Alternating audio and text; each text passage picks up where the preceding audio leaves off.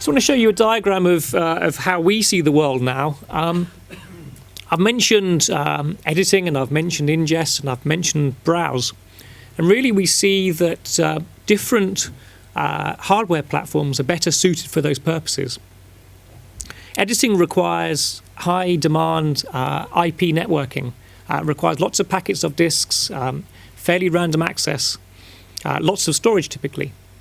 Ingest requires real time. You need to guarantee that all of those frames are actually written to the disk server. You can't afford to miss a single one of them, so you need a high reliability server, which is inevitably going to be slightly more expensive. And browse servers, again, have different requirements, lots of users, smaller files. Now, architecting a system that way is fine, but it makes it a lot more complex for our partners who build MAM systems and automation systems to manage those types of systems.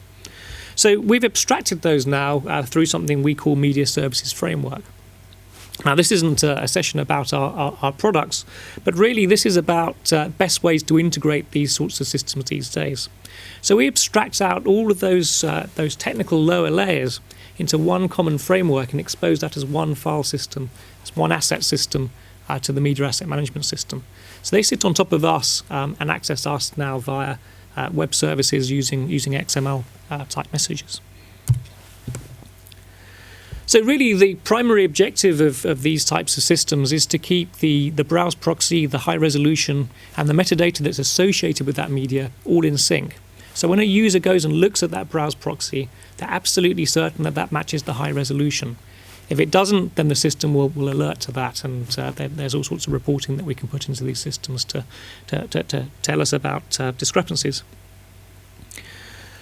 I've talked about transfer of files between systems.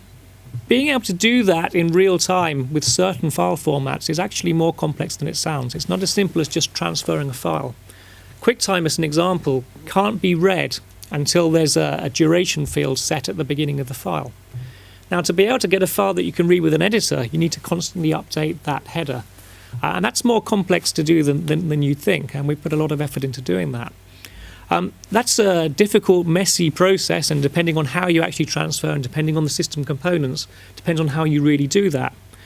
Now, what we've done is, again, we've abstracted that entire process away, and now MAM systems can say to the server system, simply move a file from server A to server B, and the server system will worry about how that's actually implemented.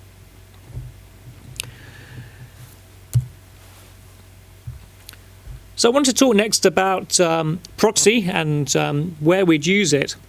There's a number of different reasons for using browse proxy which have been hinted on. The first level really is simply just to be able to view a clip, be able to look at the pictures, listen to the audio and say, yep, that's the thing that I've wanted to record. I might be a producer and I want to research a certain match. I can go and recall that in the MAM system and look at that browse proxy. So all I want is play, stop type functionality. That's all. If I'm a librarian, I might want to be able to mark up metadata. Granby mentioned that's a good thing to do on ingest on the way in. So being able to mark that metadata against the browse copy, which is being created on ingest, is a good idea. So I'm going to need another client to do that. I'm going to need something a little bit more comprehensive. And at the highest level, I might want to use that browse for some simple editing. I might want to cut a shot list together, which I either directly publish to my output devices, or I send to edit for finishing. And again, I'm going to need a different set of tools for that. So we support standard browse proxy formats for that reason, so that you can just use a simple media player like Windows Media Player or QuickTime, which might be hosted in a simple web page, or it might be hosted as part of the MAM system in a more comprehensive environment, as you see in the middle there.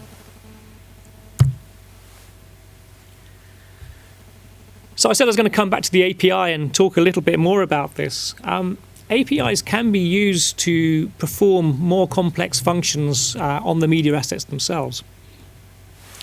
Once we've ingested a media asset, we may want to do more to that as part of the ingest process. We might want to associate additional audio tracks that are being created at the same time. We may want to add subtitle files.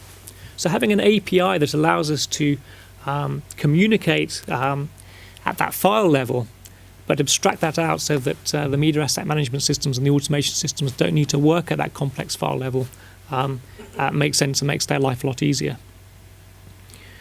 So we make our APIs available to all of our partners, and as I said, we're working more towards web services and XML type APIs. But these can add a very powerful part to our server systems. The more you can do at an API level rather than going in and individually manipulating files means it's going to be a more stable, secure system and easier integration. Finally, I want to mention transcode as part of the ingest process. Of course, not all of our files coming into this system are going to be our house format.